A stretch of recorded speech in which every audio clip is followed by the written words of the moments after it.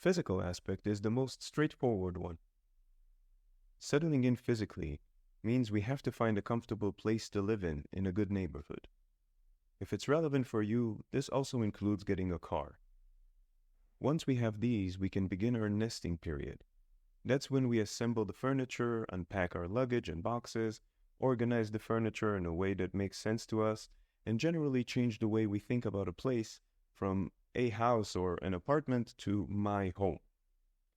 If you have a car, make sure to drive it often and get the feel of it and the driving culture.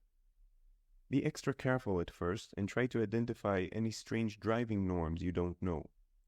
In developing countries, the infrastructure can be terrible, so be extra careful. Once you have a place that feels like home and a car you are comfortable in, you have completed the physical aspect of settling in. There are a few things to keep in mind while going through this very early phase of settling in. We usually start off in some hotel room or an Airbnb apartment. Try to get a place with at least 2 rooms so that you'll have a bit of privacy or space to yourself in this hectic time, especially if you have kids.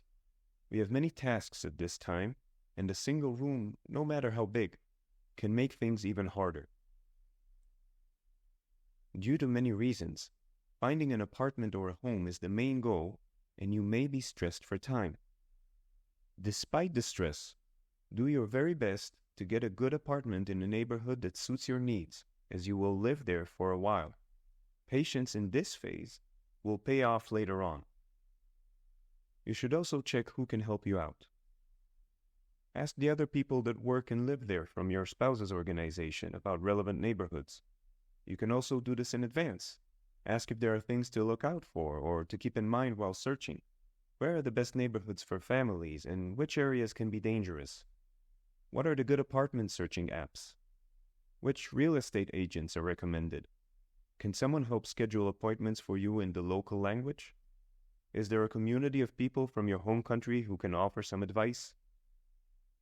In addition to these issues, ask about the general norms of renting a place. For example, it is not unusual for an apartment in Berlin to be rented out without a kitchen. The tenant is supposed to bring their own kitchen so that the landlord is not responsible for it. In fact, the apartment usually comes completely empty, even without any lighting fixtures, so you have to install everything yourself.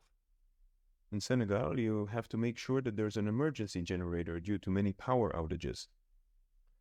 You want to make sure you're not missing anything important.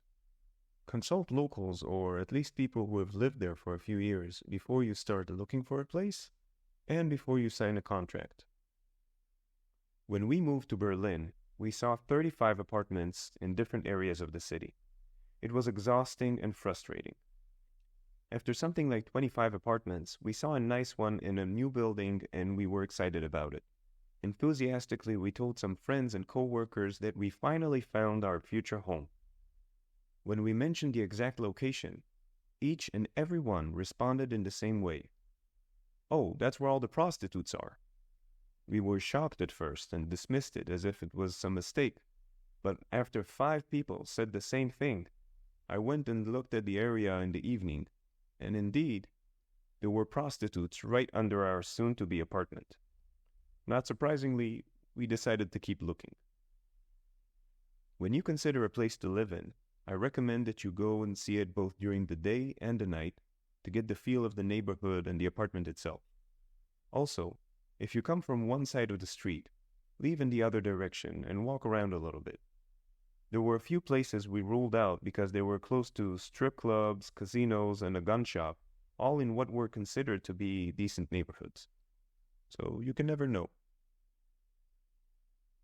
Again, as this is a long-term decision, it's worth to invest in it.